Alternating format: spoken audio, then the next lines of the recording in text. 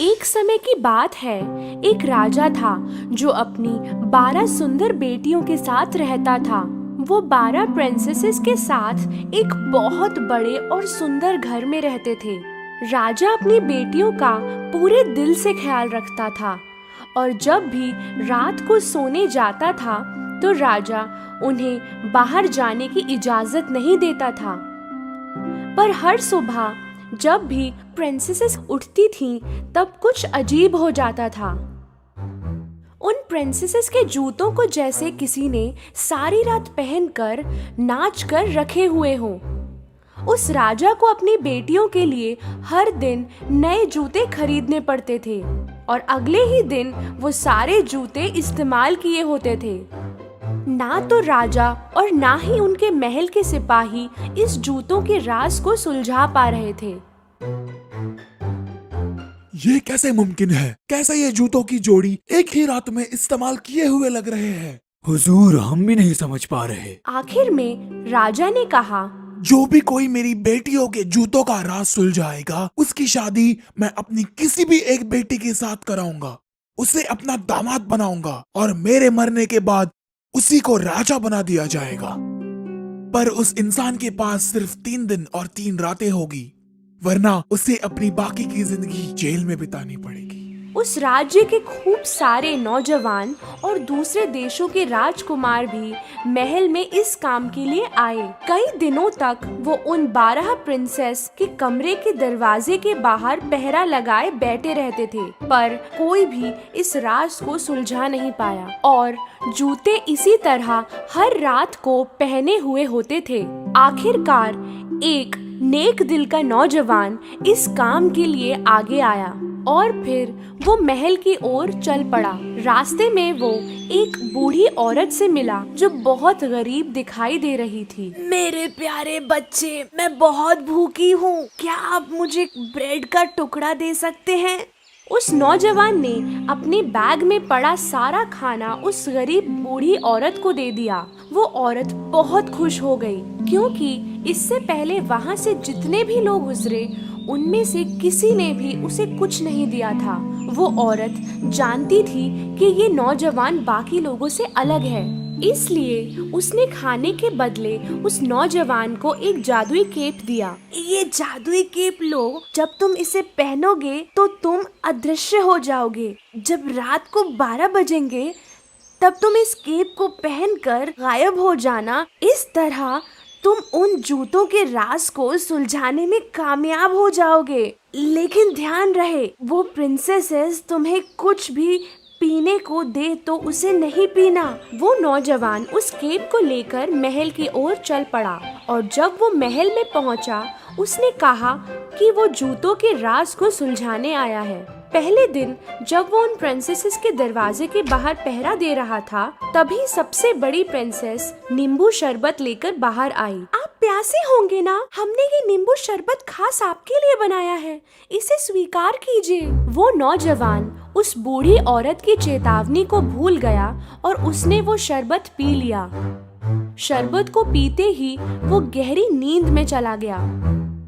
पूरी रात वो खर्राटे मारते हुए एक कमरे में सो गया जो उन प्रिंसेसेस ने उसके लिए बना रखा था।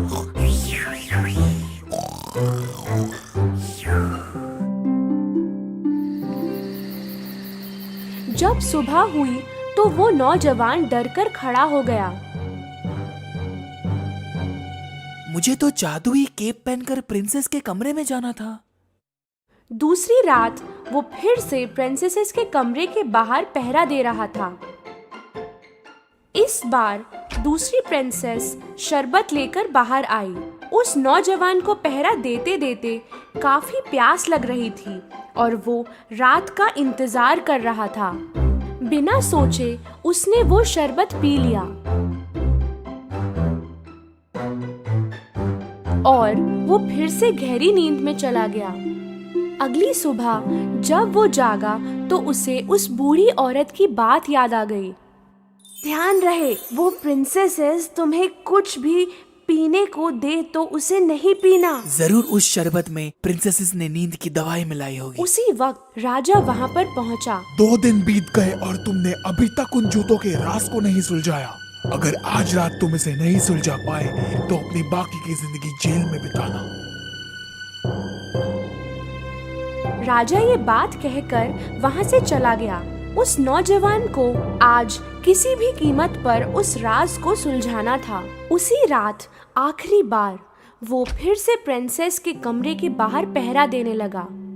इस बार सबसे छोटी प्रिंसेस संतरे का शरबत लेकर बाहर आई, पर इस बार वो नौजवान चौकन्ना था। जब प्रिंसेस वहाँ से चली गई, उसने उस शरबत को गमले में फेंक दिया। आधी रात हो गई थी।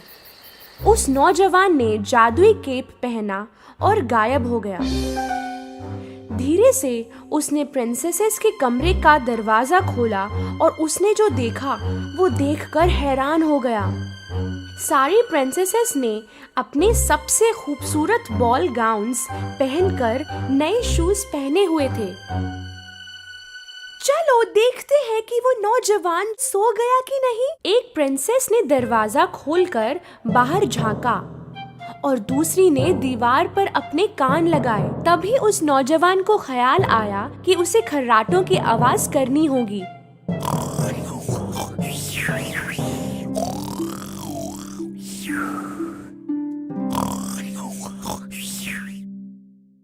सबसे बड़ी प्रिंसेस ने बेड को एक तरफ सरका दिया और 3 बार ताली बजाई।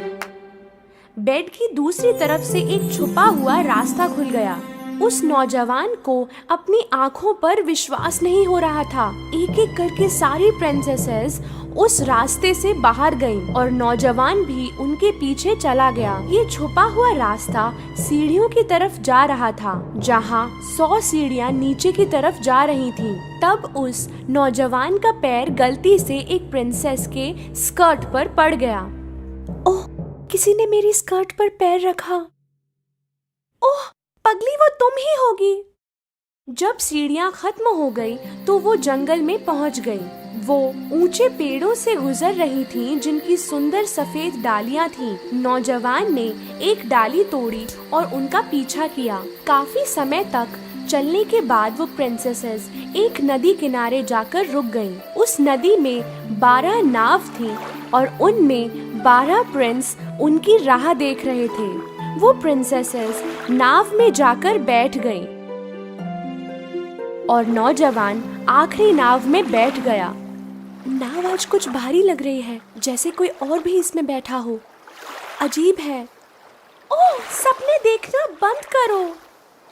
नदी पार करके वो सारे एक बड़े चमकदार महल में पहुंचे और उन्हें अंदर से संगीत सुनाई दे रहा था। जब उस नौजवान ने खिड़की से झांका, उसने देखा काफी लोग अंदर नाच रहे थे। जैसे ही सारी प्रिंसेसेस महल के अंदर गईं, वो नाचने लगी। वो नाचते नाचते थक गईं, पर फिर भी नाचते ही रहीं और इसलिए उनके जूते पहने हुए लग रहे थे।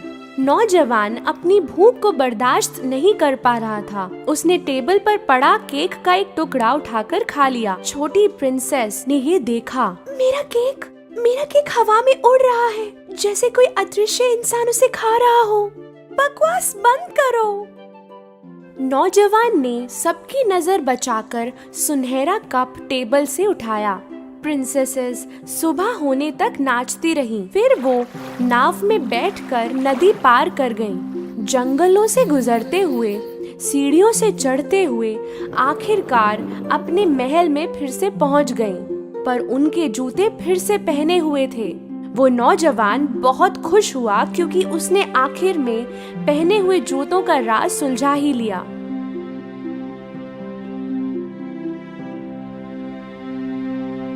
कुछ देर बाद राजा उस नौजवान के पास गया। तुम्हारा वक्त आज खत्म हो गया। क्या तुम इस राज को जान पाए? जी हाँ हुजूर, मुझे पता चल गया। और फिर उसने राजा को सारी हकीकत बताई। राजा ने पहले उसकी बातों पर विश्वास नहीं किया, पर जब नौजवान ने राजा को सफेद डाली और सुनहरा कप दिखाया तो राजा को यकीन हो गया और फिर राजा ने अपना वचन निभाते हुए उस नौजवान को अपने पसंद की प्रिंसेस चुनकर उससे शादी करने की इजाजत दे दी। नौजवान ने कहा कि उसे सबसे छोटी प्रिंसेस से शादी करनी है।